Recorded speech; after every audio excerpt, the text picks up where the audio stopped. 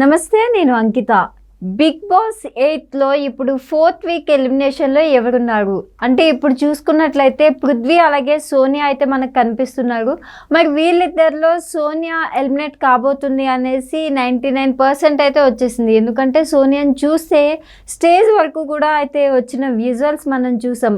కానీ మేబీ ఇక్కడ ట్విస్ట్ ఉంటుంది అని కూడా నాగార్జున సార్ చాలాసార్లు చెప్పారు. మరి సోనియా స్టేజ్ వరకు వచ్చి కూడా మళ్ళీ ఇప్పుడు సీక్రెట్ రూమ్కి వెళ్ళబోతుందేమో, ఇదొక సస్పెన్స్ ఏమో, ఇదొక ట్విస్ట్ ఏమో బిగ్ బాస్ 8లో అనేసి అంటున్నారు. సో ఇదే టాపిక్ పైన డిస్కస్ చేయడానికి నాతో పాటు సినీ క్రిటిక్ దాసిక విజ్ఞాన్ ఉన్నారు. ఆయనతో మాట్లాడదాం. హాయ్ అండి. నమస్తే.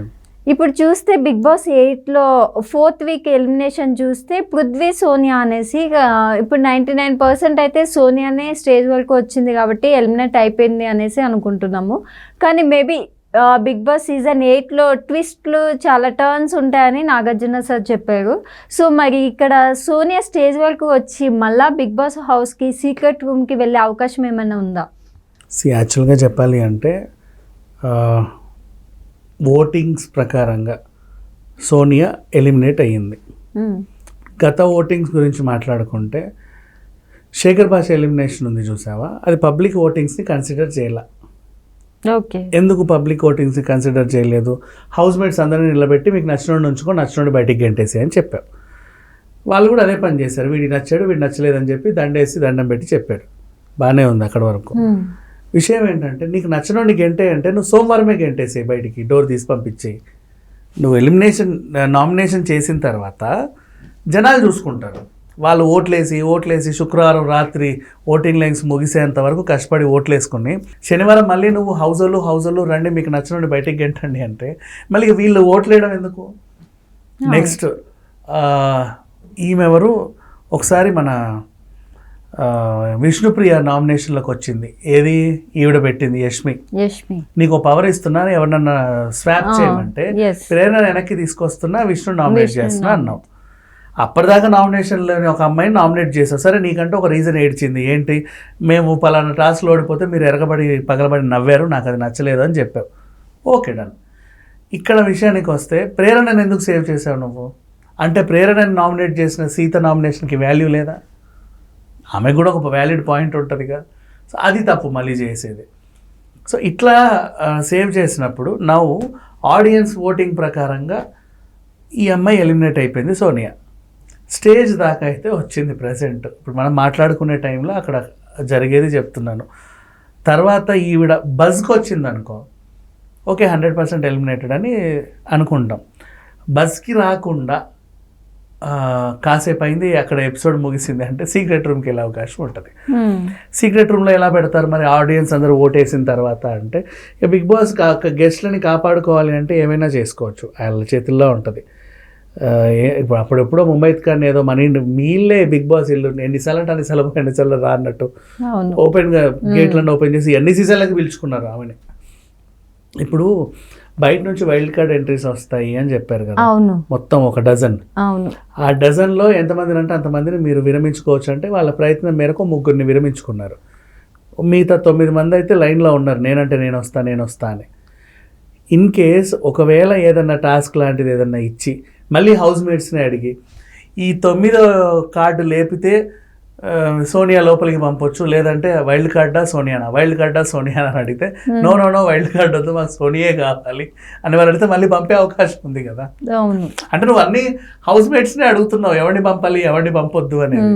మీకు నచ్చిన వాళ్ళని ఉంచుకోండిరా, మీకు నచ్చిన వాళ్ళని గెంటేయండి అని చెప్పేస్తున్నావు. మరి ఆడియన్స్ ఓట్ వేయడం ఎందుకు అర్థం కాలేదు. అండ్ ఇక్కడ ఛాన్సెస్ కూడా ఉన్నాయి కదా, సోనియా బయటకు వెళ్ళిపోయే అవకాశం కూడా ఉంది. ఎందుకంటే వైల్డ్ కార్డ్ ఎంట్రీ ద్వారా ఇంతమందిని తీసుకొస్తున్నప్పుడు కొత్త వాళ్ళని ఇవ్వచ్చు కదా. కానీ సోనియాని పంపకూడదు అనేది కదా అక్కడ టాస్క్.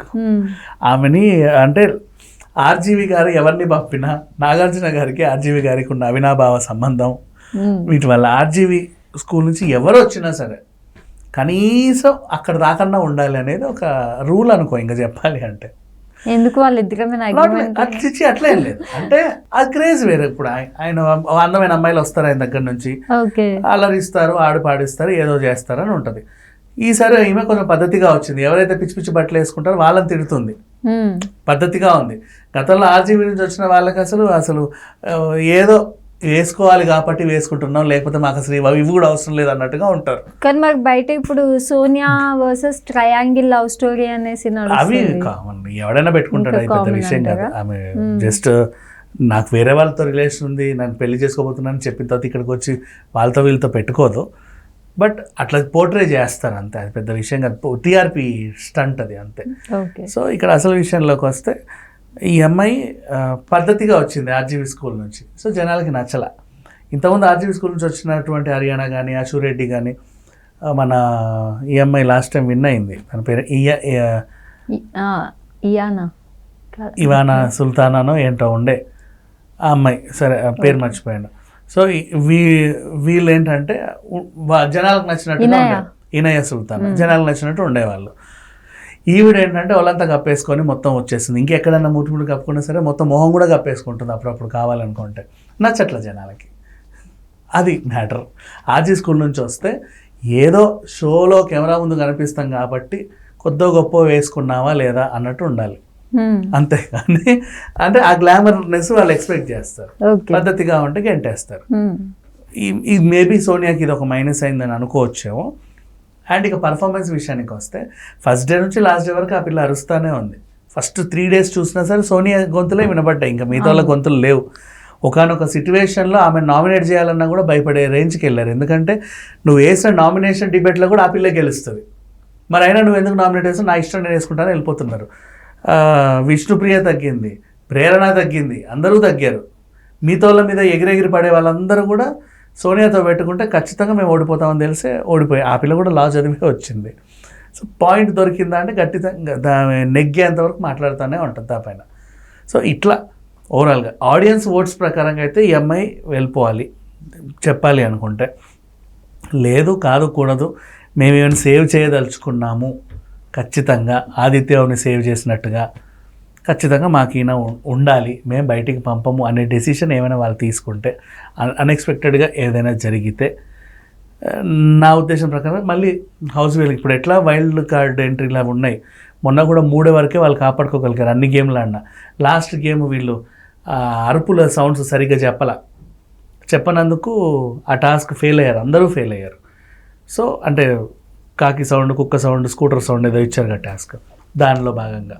సో ఇప్పుడు ఆ విషయం ప్రకారంగా చూసుకుంటే వీళ్ళు ఇంకొక వైల్డ్ కార్డ్ రావాల్సి ఉంది, కానీ జస్ట్ 3 మాత్రం వీళ్ళు ఆపగలిగారు. 4వది కూడా పైకి లేపి ఆ కోటాలో ఒకవేళ మీకు సోనియా కావాలో వద్దో తేల్చుకోండి అని హౌస్ వైఫ్కి ఇస్తే మేబీ ఆమె బతికే అవకాశం ఉంది. ఎందుకంటే ఇప్పుడు శేఖర్ భాష విషయంలో ఇద్దరిలో నచ్చినోడు ఉంచుకోండి, నచ్చినోడికి ఏంటేంటి అన్నప్పుడు మరి సోనియా విషయంలో కూడా అడగాలి కదా. అయితే ఈ వీక్ అబ్బాయి అంటావా నువ్వు బిగ్ బాస్ తిట్టావు కాబట్టి బిగ్ బాసే వద్దని చెప్పాడు, హోస్ట్ గెట్ లాస్ట్ అన్నాడు, ఆడియన్స్ కూడా ఓట్లేసారు కాబట్టి పోయావని ఏదో చెప్పుకున్నాం. అవును, అక్కడ కన్విన్సింగ్గా ఉంది. బేబక్ అంటావా ఆమె సరిగ్గా ఆడకుండా వెళ్ళిపోయింది, ఏ రోజైతే ఎలిమినేట్ అవుతా ఆ రోజు విజృంభించింది అనే ఒక ఇది ఉంది, వెళ్ళిపోయింది. బట్ ఇక్కడ అట్లా లేదు కదా ఈమె కండిషన్. శేఖర్ భాష థియరీ ఇక్కడ ఇంప్లిమెంట్ అవుతుంది. నువ్వు ఖచ్చితంగా నీకు ఎవడు నచ్చాలో ఎవడొద్దు అని పెట్టినప్పుడు లీస్ట్ ఓట్లో ఉన్న ఇద్దరిని కూర్చోబెట్టి నీకు వాడు కావాలా ఈమె కావాలో తేల్చుకోండి, ఇలాంటి టాస్క్ ఏమైనా పెడితే ఖచ్చితంగా మళ్ళీ వెనక్కి పిలుచుకునే అవకాశం ఉంటే ఉండొచ్చు. సోనియాని పంపరని నేను అనుకుంటున్నాను, నా ఫీలింగ్ అది యాక్చువల్గా చెప్పాలంటే. But Bigg Boss anything may happen. Same ఇదే ఫీలింగ్ నాకు దివి మీద కలిగింది ఆ సీజన్లో, ఆ పిల్లని బయటికి పంపించారు. ఇదే ఫీలింగ్ నాకు మన తేజు మీద కలిగింది, 4th or 5th elimination Teju, అంతేగా అంతే. మళ్ళీ ఓటీటీలో తేజు వచ్చినా కూడా వెంటనే పంపించేశారు. కొంతమంది ఉంటారు వీళ్ళు స్ట్రాంగ్ అనుకుంటాం, అర్చన మీద కలిగింది ఫస్ట్ సీజన్లో, ఆ పిల్ల టాప్ 5 వరకు వచ్చి ఎలిమినేట్ అయిపోయింది.